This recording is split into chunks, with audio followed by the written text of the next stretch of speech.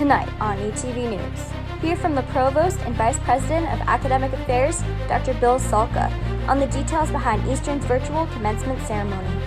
Plus, how has the coronavirus impacted summer orientation programs for new Eastern students? We asked Casey Kenzie, the Interim Director of New Student and Family Programs. And Jarrett Soltis is back with a look at what ETV Sports has in store for the rest of the semester. All of this when ETV News starts right now. Good evening, everyone. I'm Tyler Madden. And I'm Julia Florence. Thank you so much for joining us.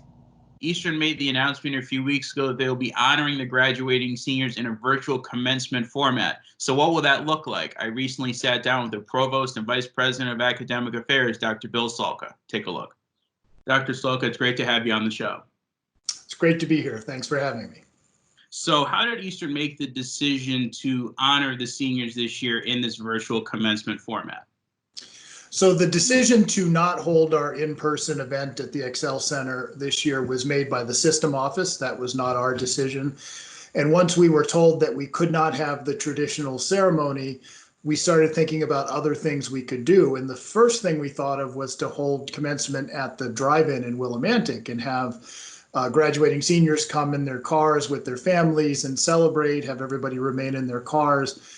When we talked to the system office about that, we were told we couldn't do it. And so we had to come up with another alternative. And that's where we settled upon this virtual ceremony, which we're going to record this week, actually. And then once it's edited and ready, we'll release it on our YouTube channel on May 19th at 6 p.m., which is the time that commencement would normally occur. So we're hoping it will be as much like the traditional ceremony as we can possibly make it.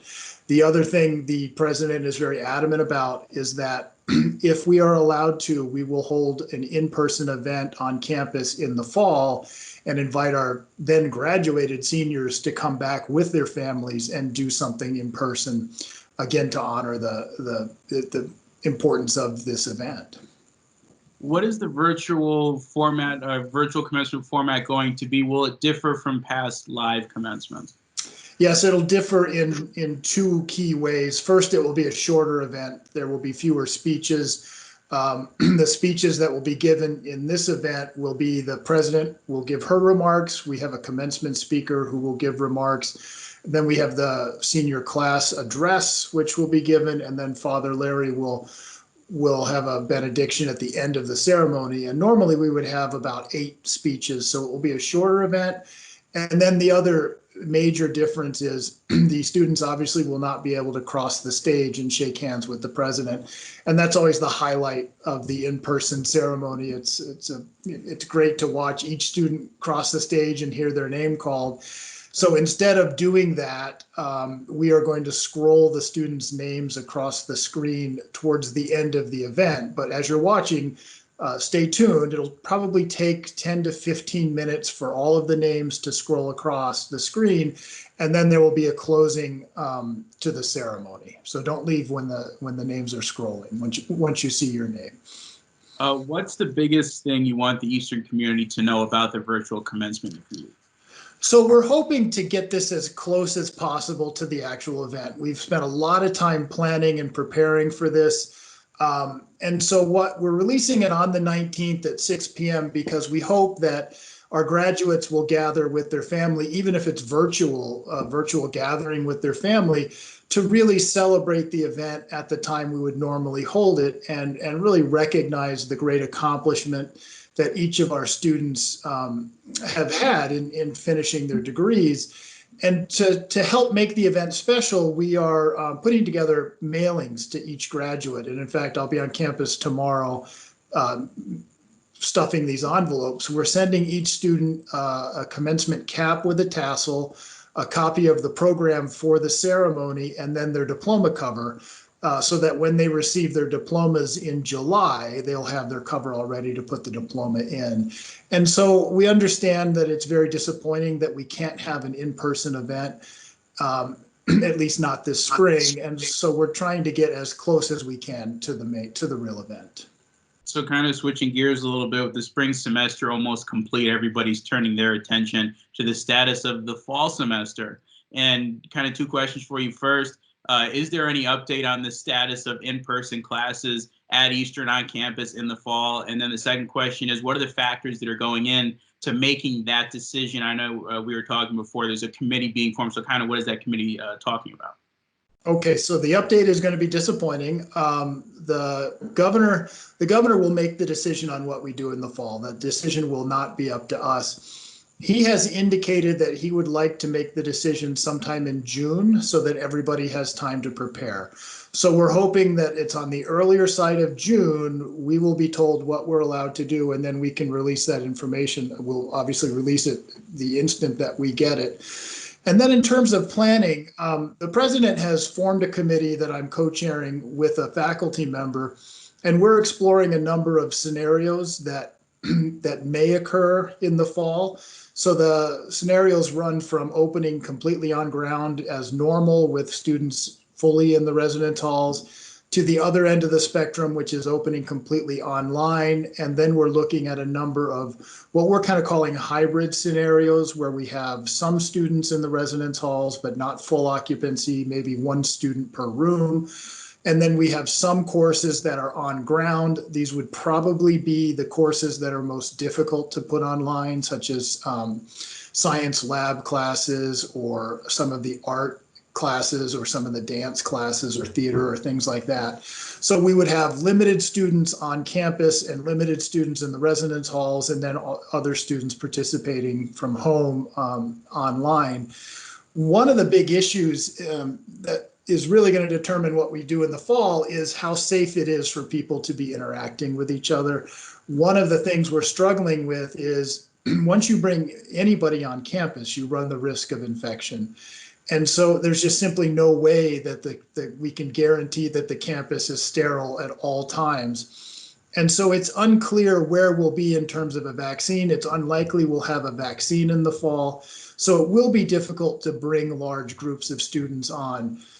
That said, if there's any way we can do it, we definitely prefer the on-ground approach at Eastern. We are not an online institution. We will never be an online institution, except when we have to be.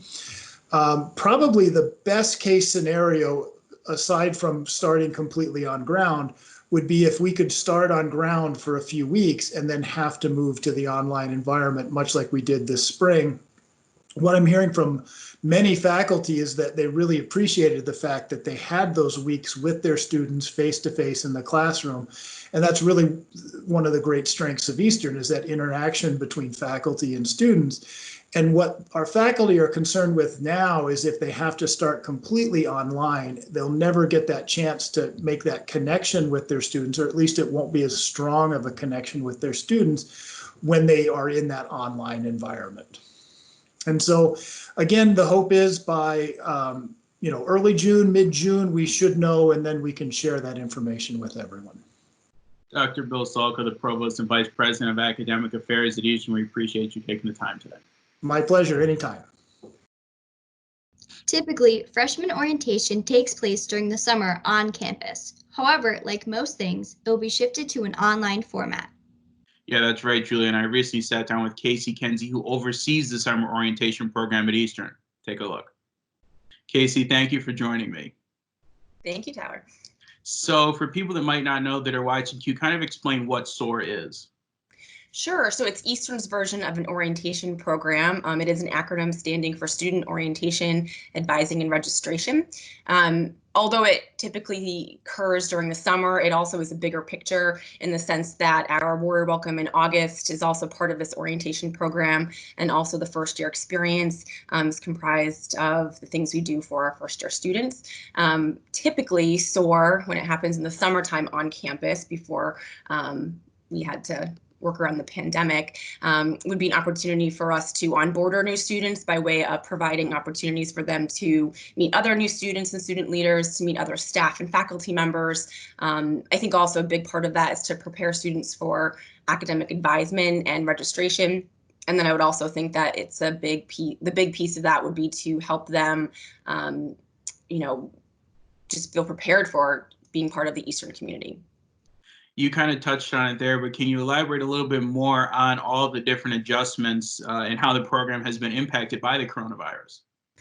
Sure. I think in March, beginning of March, we started having conversations about how COVID-19 could affect our in-person orientation program, so SOAR. And I think at the time we were still hoping that we would be on campus in the summer.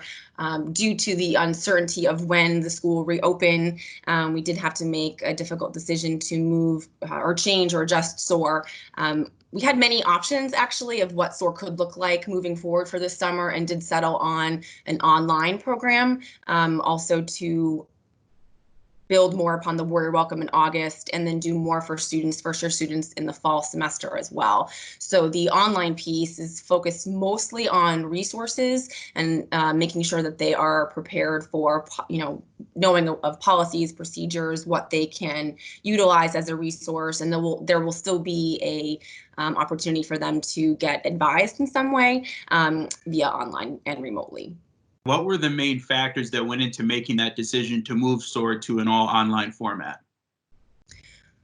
I think, again, just the uncertainty of knowing when the campus would reopen. We certainly could try to plan something for the end of July, beginning of August, instead of what we had hoped for, being all sessions in June. But still, we may plan and spend all this energy and time and hiring student orientation counselors to help with the program and not be able to be on campus late summer. And so we did think about that as an opportunity or option as well. And another option actually was to not have anything in the summer and just move all of the SOAR sessions into Warrior Welcome, again, which takes place in August, right before classes start. But we thought it was important for students to get exposure to our resources and onboard them earlier on in the summer to feel more prepared. So we did decide to do the online version, so they felt welcomed in some capacity and had resources available to them much earlier on than the start of classes. I think current students see orientation, as you talked about before, on campus and getting to meet new people and get kind of acclimated to the campus. So what is online SOAR going to look like, and what's that experience going to be like for first year and transfer students? The online version is a website, if you will, comprised of modules that students will have to participate in and view at their own pace, so they can start something and then come back to it a different day or later on in the summer. It will also be a resource for them in the fall. We hope it will be, so they can come back to these modules if they have a question about something. So that piece, is the online piece, but the website itself, SOAR Online, won't necessarily cover the relationship building. So we are hoping to hire some of our returning SOCs, the student orientation counselors that worked last summer, to help us with some sort of virtual community building. I think our students that are coming into this freshman class, or even transfer students, are very comfortable and familiar with virtual meetups and social interactions, virtually. So whether it's through social media or discussion boards or what have you, we're hoping to do something that could be optional for students to meet other new students. So we're still planning how that will look, but we are definitely, we realize the value in having students meet other students in some ways before they get back to campus. But additionally, we are going to be doing a lot during Warrior Welcome, which again is in August. So that will be a way for students to meet other students. Typically, the schedule is a little bit more relaxed, and so students, when they come back in August, can choose to participate in things that are optional, and there are some mandatory presentations and sessions. But we are envisioning Warrior Welcome to be more structured, to have more groups where students will meet other students, have an orientation counselor lead them in small group discussions, even team builders, icebreakers, those kind of things. And it'll be 3 days this year instead of 2, so we'll get another day to have students connect with their students. I know you mentioned modules before. I know when I was a part of the SOAR program, that picking my class schedule was, I know, a part of that. So you mentioned modules before. How are you going to be helping students over the summer with picking their class schedule for the fall? So right now, advising is still having, really all classes select their class schedule. So they will continue doing that as normal. So freshmen will be able to pick their class. It is a preference schedule. And so SOAR has typically been a way for new students to meet with an advisor to ensure it's the schedule they want and can talk through any issues they may have. So we do envision that they'll get information through the module on academics and advising on SOAR Online. Once they complete that module, they will be connected to an advisor, signing up in some way to virtually meet with someone. Advising and our office student activities have met a few times to discuss how that could look. Again, still in the planning phases of that, but advising does want to have some, FaceTime, whether it's virtual or in person, with our new students. Typically, advising does not meet with students during Warrior Welcome, but this year they would like to get some time during the Warrior Welcome schedule, so that's something we're also planning. Last question for you, Casey. What's your overall message to these incoming students, first-year students, with the changes that have been made to the orientation program? Well, I've been at Eastern for 12 years, and so I think it's just a phenomenal place to work, and I hope that students feel like it's a wonderful place for them to be a home away from home. So I just want to make sure that our new students feel like they're going to get the best possible alternative to a SOAR in person. And so we are working so hard on, preparing something for students so they feel prepared and ready for classes, as well as to, be able to feel like we are going to do something for them to meet other students. So I don't want them to feel like they're being slighted. I know it's different, but doesn't mean it's necessarily better or worse. I'm actually pretty excited about this opportunity to do something different for our students and meet our students where they're at, since I think students are so used to technology. It's something that they're familiar with. So I guess I hope all new students feel comfortable. They'll feel comfortable when they come here for the start of classes in the fall. Case, we appreciate you taking the time to come on the show. Thanks again. Thank you, Tyler. It's great to see everyone's positive attitude and unstoppable drive, whilst having to adapt to working from home. One group of people that have been doing a lot of work from home is the ETV sports crew, and I caught up with Jared Soltis to hear about some things they've been working on for the last few weeks of classes. Take a look. Jared, good to have you back on. Tyler, it's good to be back. So looking forward, a few seasons ahead, recruiting is something that coaches are always looking at. And so with everything going on, no sports being played, we asked Eastern Athletics Director Lori Runksmeyer on the impact it's had on recruiting these events over the last few weeks. So listen to this, and then we'll get your reaction on the other side. So for us, there haven't been any changes in recruiting at D3 because we don't have dead periods. So it could even maybe end up, parts of it will be good for us because we don't have dead periods, so we can recruit some of those athletes. I had a coach tell me this morning that the transfer portal has been full of student athletes at D1, especially putting their names in the hat like just over the last few days. There's just going to be a lot of movement. I think the place where it's going to get interesting for us would be for all the coaches that are used to using April, May, and June to build either next year's recruiting class or even 2 years out, because our basketball coaches are looking at juniors that are playing AAU. Well, there's no AAU right now. So how are you developing your list of recruits for 2 years? Your reaction to what you just heard from Lori. Well, I mean, Tyler, the growing concern that stems from the whole recruiting thing is not really so much what's going to happen within the next year, but it's kind of what's going to happen 2 or 3 years down the road from now. Of course, you heard what Lori said about Coach Geithner and Coach Beerley, our 2 basketball coaches on campus. They're looking at juniors already in high school, and those juniors, a big hitting point for them is to see them play AAU in the spring. And if those coaches can't see them play AAU in the spring, they might not see a fit.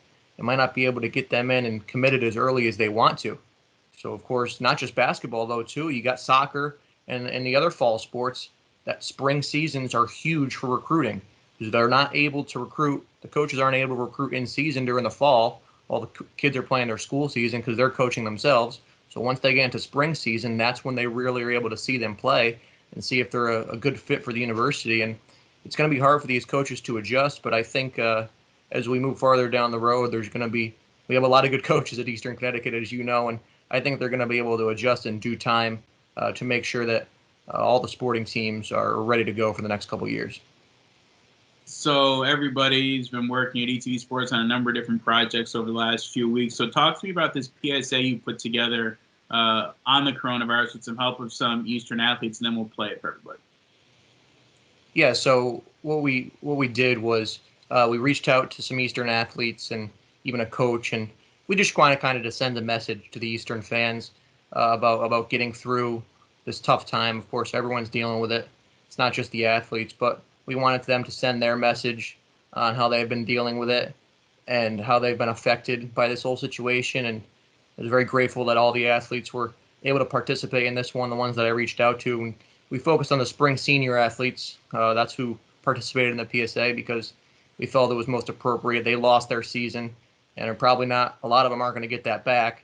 So we thought that it was a good idea for them to kind of give that message out about there's some bigger things than sports right now.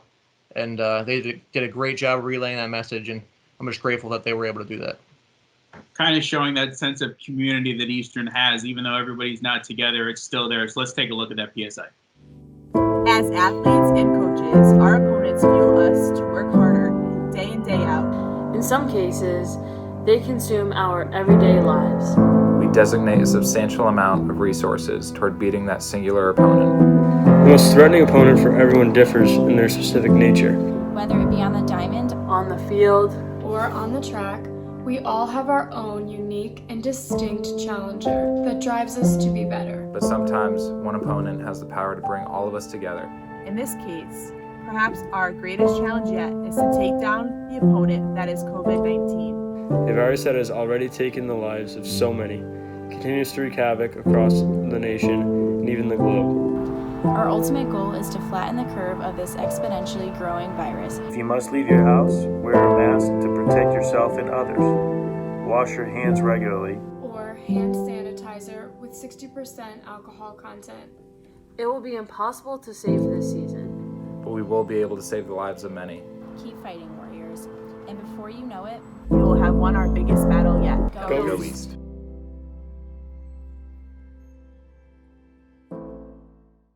So Jared, Eastern Student Athlete Advisory Committee, SAC, started last year. For the first time, they did the SAC Awards, kind of honoring the year athletes, different accomplishments they've had over the last year. So usually that's an in-person thing with nobody being on campus. How are you moving forward with the ceremony?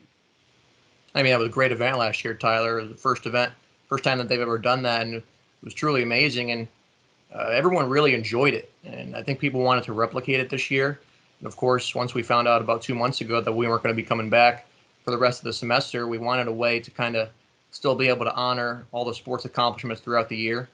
So a couple weeks ago, myself and a few of my other colleagues, we got on a call with two of the chairs of SAC, Sam Gagnon and Max Parent, along with Associate Athletic Director Cynthia Washburn. And we kind of discussed some things and threw a rough plan together, and we've been grinding the last couple of weeks, and if you could say so, and trying to make sure that we deliver the content that we want to for this. Of course, it's been very difficult. We mentioned in a show a few weeks back, we don't have any of our archive footage that we're used to having. So some of the things that we were planning on doing for this event a few months ago got scratched, unfortunately. But we were able to come up with some new things that we were able to add in that I think is going to make this an event that's going to be virtually held, but I still think it's going to be one that the Eastern fans enjoy.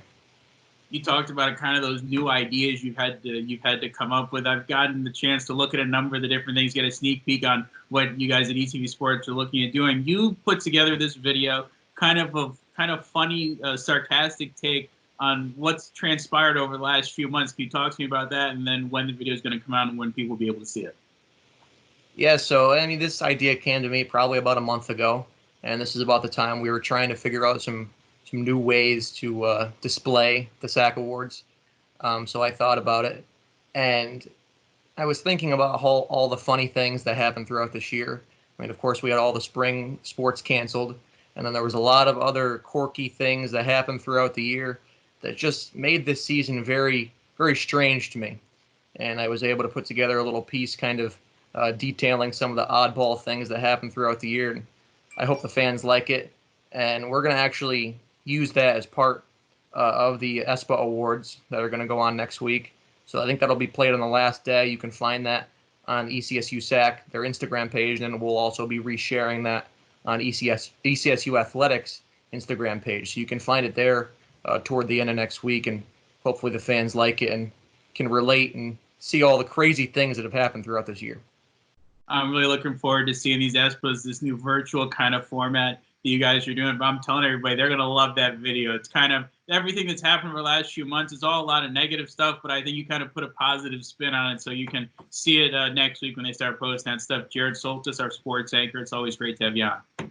Tyler, thanks for having me again.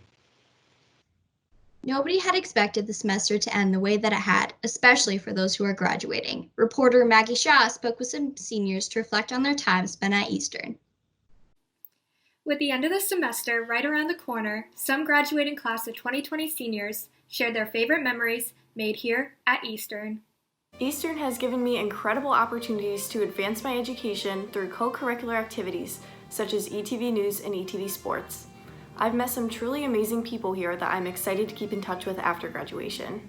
Eastern has given me tons of memories. I met my boyfriend here, I met my roommate here freshman year, and we were roommates all 4 years, and we'll still be friends after Eastern. Eastern has given me opportunities to improve on my leadership skills by joining clubs such as PRSSA and ETV News.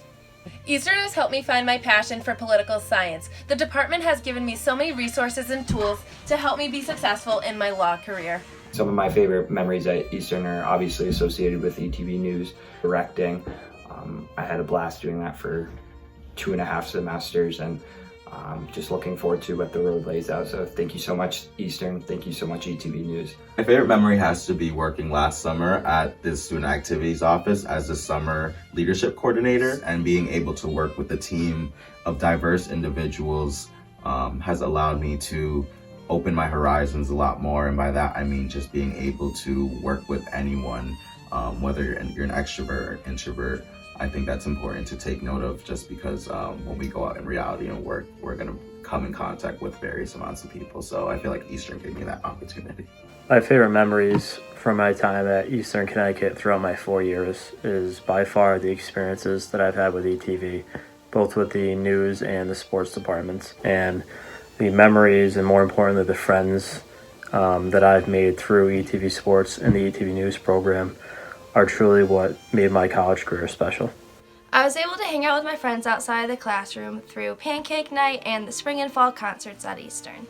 Eastern has helped me surround myself with some lifelong best friends that I wouldn't have survived college without. My favorite memories have definitely been spending every Thursday night in the studio with ETV News and traveling the country with ETV Sports, going from Tufts University in Massachusetts all the way to Tyler, Texas for the softball tournament, and making lifelong friends along the way. And I now have my dream job lined up with ESPN for after graduation, and it's all thanks to Eastern. Congratulations to all who are graduating in May, and remember that we are still together while apart. This was Maggie Shaw's reporting for ETV News for the last time. It was an honor creating content for all of you. Great video, Maggie. Thank you so much for that. We will miss you guys so very much, and we cannot wait to continue to make you guys proud. Well, that wraps up the final edition of ETV News for this semester. As always, thanks for tuning in. Julie, it's been great doing these shows the last few weeks, even if it's been under these unique circumstances. We've both been working from our homes. Definitely, Tyler. Despite the sudden changes, I think we've done a great job managing all of our work and executing it greatly. So with that being said, I'd like to give a huge thank you to our entire ETV News crew for helping us continue these shows. I want to also thank our technical director, Kyle Smith, who made this background right behind me here and also made the beautiful graphics you see on the show. The show wouldn't look as great, wouldn't be as great as it is if it wasn't for the work he's put in over the last few weeks. I want to thank our technical director, Kyle Smith, for that. And overall, I think it's been a great school year, and I'm so unbelievably proud of our entire Eastern community. So thank you to our Warrior family. Until the next time, Eastern, good night, everybody.